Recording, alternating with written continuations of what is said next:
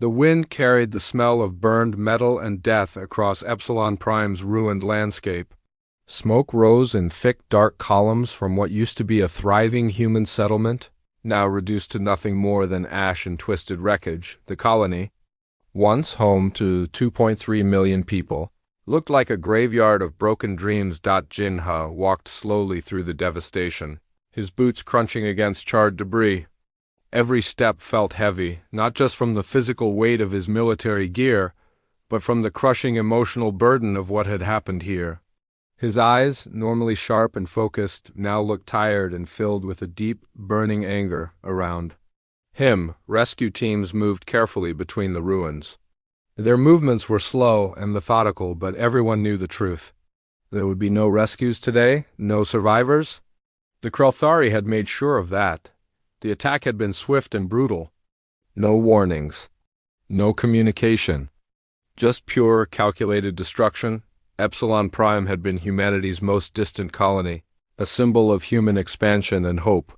Located in the outer rim of explored space, it represented everything humans believed in: courage, exploration, and the ability to build life in the most challenging environments. The colony had transformed a harsh, rocky planet into a green, living world over decades of hard work. Now it was nothing more than a smoking crater. Jinha knelt down and picked up a small, partially melted datapad. Its screen was cracked, but he could still see a family photo. A woman, 2 children, smiling in what looked like a park within the colony.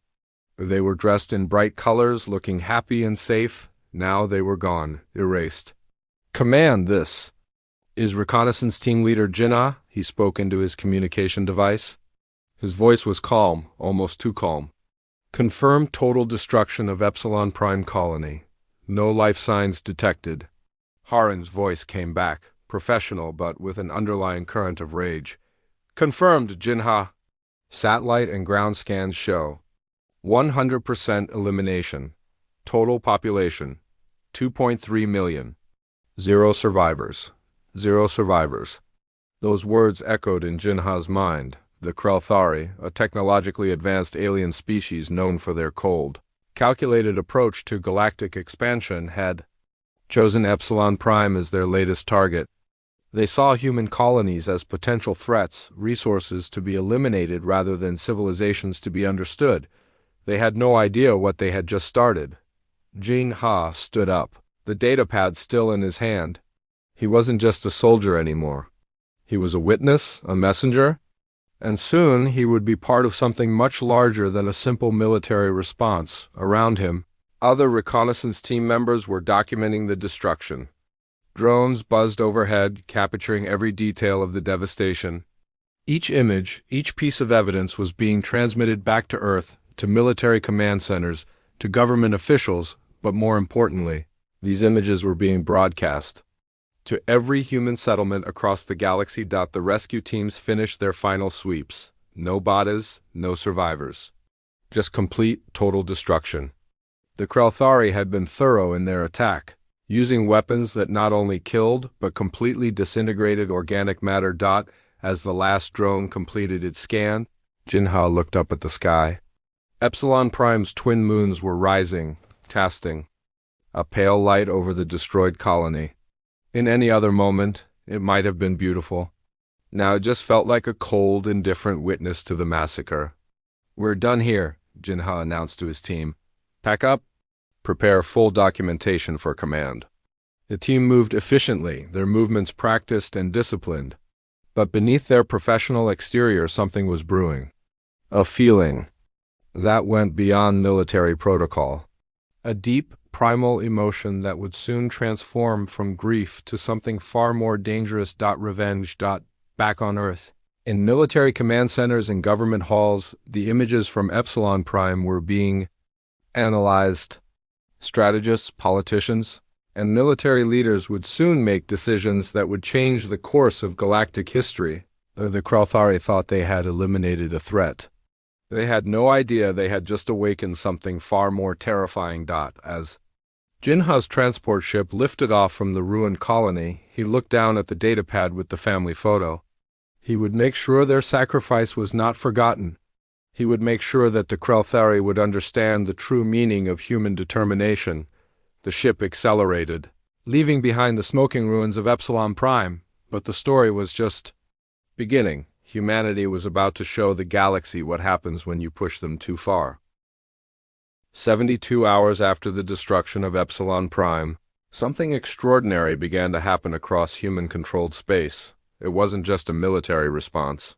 It was a complete transformation that would shock the entire galaxy. In orbital shipyards around Earth, Mars, and deep space stations, something unprecedented occurred. Commercial shipbuilding facilities that had been producing cargo vessels and exploration ships suddenly shifted.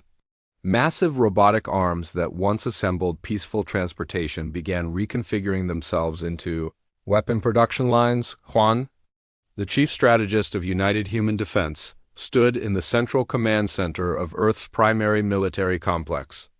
His eyes moved across holographic displays showing real-time changes happening across human territories. Each screen showed shipyards, research facilities, and industrial complexes transforming with incredible speed. "We're not just going to retaliate," Quan said to his team of senior commanders. "We're going to make them understand the true meaning of consequence."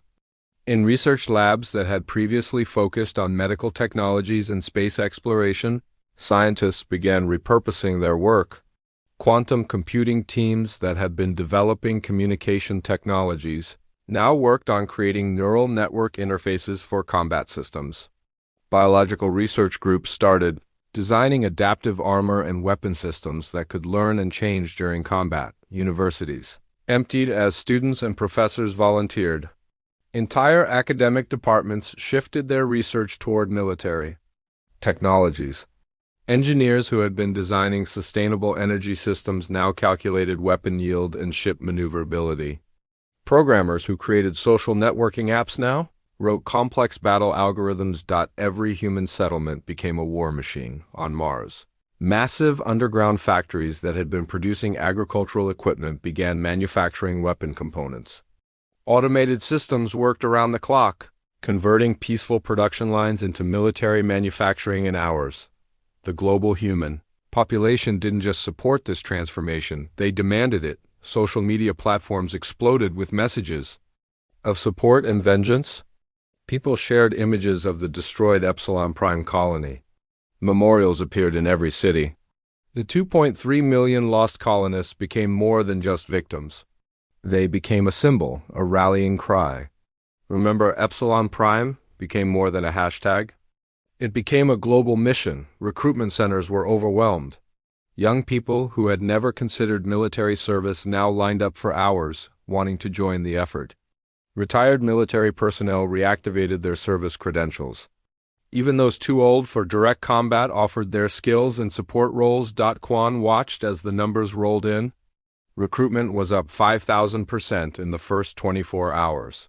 Volunteers from every continent, every background, every skill set were offering themselves to the war effort. The global economy shifted overnight. Stock markets that might have panicked instead showed remarkable stability. Companies retooled their entire production systems. Car manufacturers started producing military transport vehicles. Technology companies developed advanced communication and tracking systems. Space agencies that had been planning peaceful exploration missions now became military research centers. Telescopes and deep space scanning equipment were repurposed for military intelligence. Satellite networks were converted into potential weapon platforms. In orbital shipyards, the first new warships began taking shape. These were not like traditional military vessels.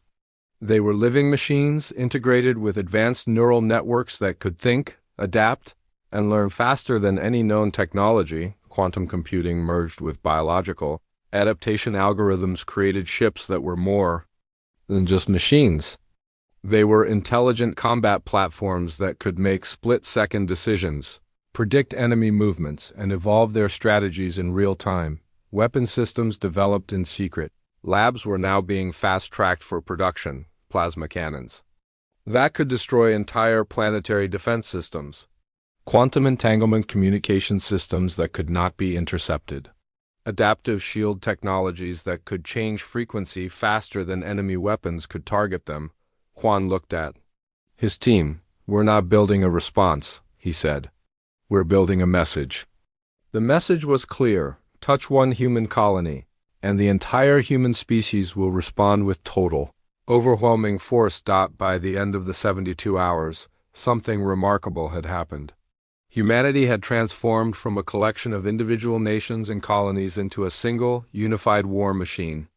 Every resource, every technology, every person was now focused on one goal. Vengeance.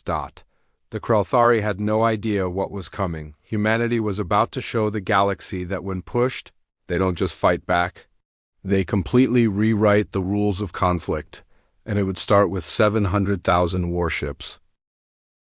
The number was impossible. 700,000 warships. Each ship was a marvel of human engineering, designed with a single purpose: total destruction. They weren't just weapons. They were living machines that could think, adapt, and evolve faster than any known technology in the galaxy. Harin stood in the primary design chamber, watching holographic displays that showed the intricate details of these new warships. Her fingers moved across the control panel, zooming in and out of complex system designs. Around her, hundreds of engineers worked in perfect sync, their movements quick and precise. "Quantum fusion hybrid drive," she muttered, studying the core. "Engine design, capable of jumping entire battle groups across star systems in moments." These weren't ordinary military vessels. They represented the absolute peak of human technological achievement. Each ship carried enough firepower to obliterate entire planetary systems. But more than that, they carried something even more dangerous: human determination.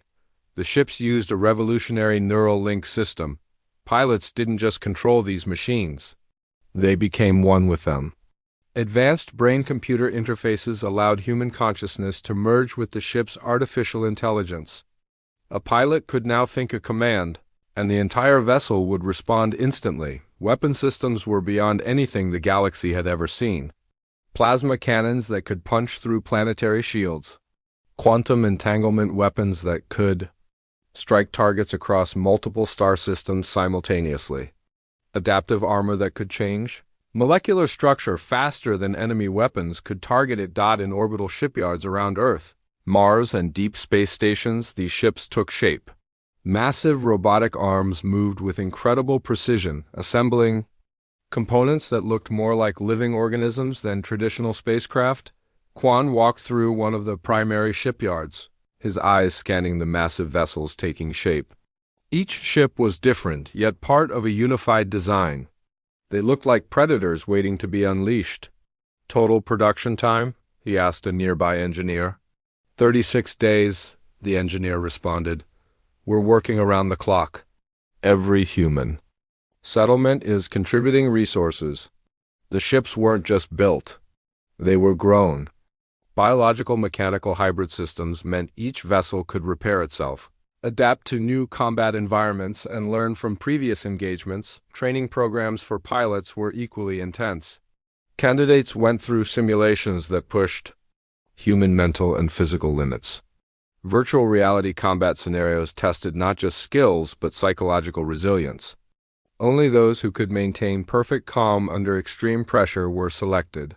Military strategists from every human territory worked together, creating battle plans that were more like complex mathematical equations. They didn't just plan to attack. They planned to completely dismantle the Krelthari civilization. Intelligence teams worked non-stop, gathering every piece of information about the enemy. Krelthari communication networks were hacked. Their technological systems were studied. Weaknesses were identified and cataloged. The global human population watched and waited. News networks ran constant updates about ship production. Social media was filled with messages of support. People donated personal resources, volunteered for support roles, and prepared for what was coming. Schools modified their curricula. History classes now included detailed studies of military strategy. Science classes focused on developing technologies that could be used in the coming conflict. Even children's games began to reflect the coming war. Psychological preparation was just as important as technological preparation. Counseling centers opened in every human settlement, helping people process the loss of Epsilon Prime and prepare for the coming conflict. Harin looked at the final ship design and smiled. It wasn't just a weapon. It was a message. We are not victims, the design seemed to say. We are hunters. Each ship carried the names of those lost in the Epsilon Prime colony. Every vessel was a memorial, a promise of vengeance, a testament to human resilience. The countdown to launch had begun. 700,000 warships, powered by human rage, guided by human intelligence, driven by an unbreakable spirit of survival and revenge. The galaxy had forgotten what humans were capable of. They were about to be reminded. In exactly 36 days, humanity would show the Krelthari and every other species in the galaxy what happens when you push humans too far. Total, absolute destruction. The moment arrived without warning. 700,000 human warships emerged from quantum space, surrounding the Krelthari home systems in a perfect, terrifying sphere. No diplomatic channels. No warnings.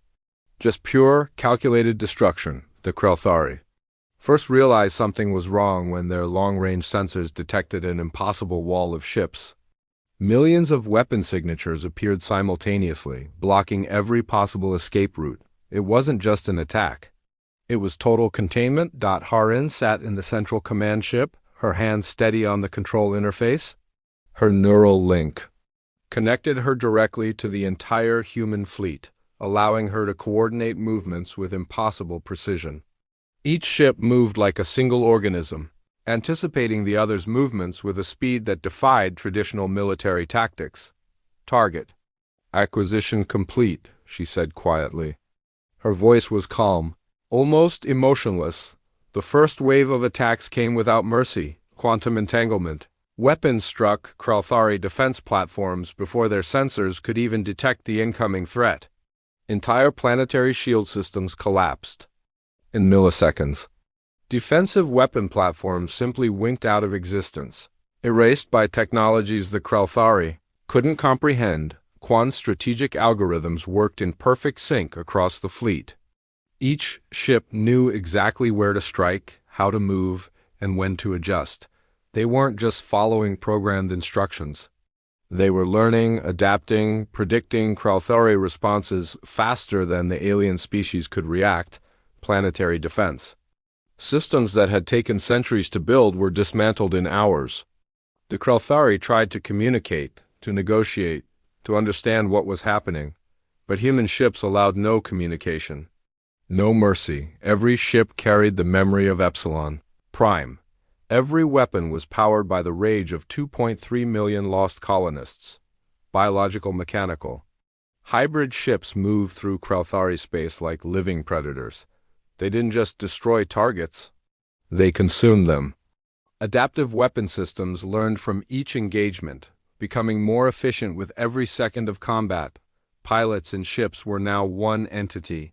Human consciousness merged with artificial intelligence, creating combat units that thought and moved beyond traditional limitations. A pilot could think of a target, and the entire ship would respond instantly, transforming itself to become the perfect weapon for that specific moment. The Krelthari had believed themselves to be the most advanced species in this sector of the galaxy. They were about to learn how wrong they were. Entire Krelthari fleet groups were eliminated before they could even launch a coordinated response.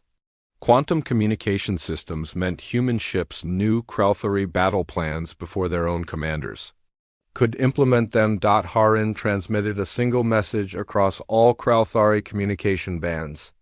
The message was simple and direct. You destroyed our colony. We are returning the favor tenfold. Planetary bombardment began systematically.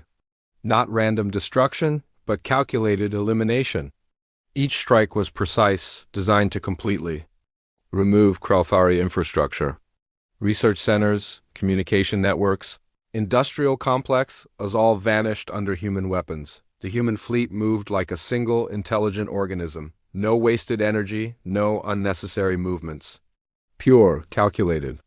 Destruction. Quan watched the battle unfold through multiple holographic displays. Each screen showed different perspectives of the invasion. Planetary systems being systematically dismantled. Fleet groups being erased. Entire civilizational infrastructures collapsing. "Remember Epsilon Prime," he whispered. "Rescue ships were destroyed. Escape pods were targeted. The Krauthari were given no opportunity to survive, no chance to escape. Humanity's vengeance was total and complete. As hours turned into days, the invasion continued. The human fleet showed no signs of stopping, no signs of mercy. Each destroyed system was a memorial to the lost colony. Each eliminated Krauthari installation was a promise kept. The galaxy watched in stunned silence. No species had ever seen such a comprehensive, ruthless military operation. Humanity wasn't just fighting a war. They were sending a message to every civilization watching. Touch us, and we will end you. The invasion continued. Precise, calculated, unstoppable. Humanity had arrived, and they would be remembered. When the invasion concluded, nothing remained of the Krauthari civilization. Not a planet, not a ship, not a single trace. Jinha stood on the bridge of the flagship, watching the final scans of what used to be the Krauthari home systems. Massive debris fields drifted where entire worlds once existed. Quantum sensors confirmed total elimination. Complete and absolute. The bridge was silent, not from sadness, but from a cold, calculated satisfaction. "Scan complete," the ship's AI announced. Its voice was calm, almost clinical. "Zero Krauthari life signs detected across all previously identified territories." Haran looked at the holographic displays. Decades of Krauthari civilization erased in less than 2 standard weeks. Their technological achievements, their cultural records, their entire existence, gone. Completely and totally eliminated. Quan approached the main viewing window, his hands clasped behind his back. "Message received," he said quietly. The human fleet had done more than just destroy an enemy. They had sent a message to the entire galaxy, a message written in fire, destruction, and absolute technological superiority. Communication channels across known space began lighting up. Other alien civilizations watched the human response with a mixture of terror and disbelief. No species had ever seen such a complete, calculated response to an attack. Humanity hadn't just fought back. They had redefined the concept of military retaliation. Every ship in the fleet carried the names of those lost in Epsilon Prime. Each weapon system, each navigation computer, each life support module was a memorial to 2.3 million murdered colonists. The invasion wasn't just a military operation. It was a promise kept. Detailed reports began streaming back to Earth. Military command centers analyzed every moment of the conflict. Research teams would spend years studying the technological achievements demonstrated during this invasion. The human ships weren't just weapons. They were living proof of human potential. Biological mechanical hybrids that could think, adapt, and destroy with unprecedented efficiency.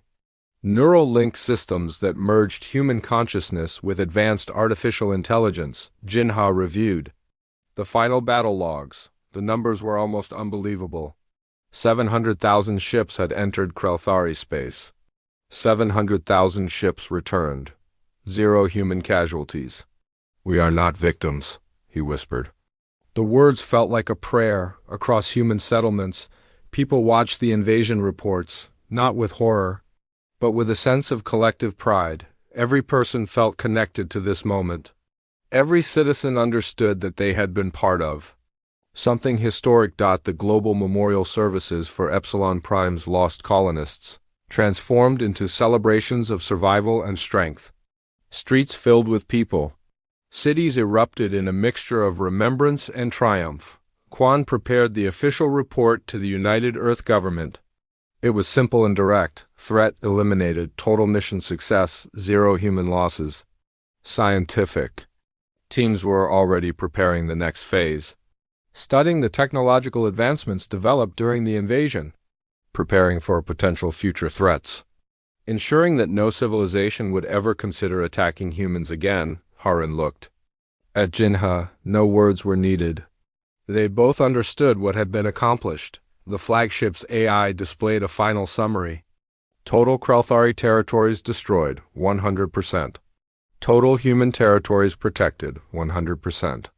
Message delivered. Absolute. As the human fleet began its journey home, something else traveled with them.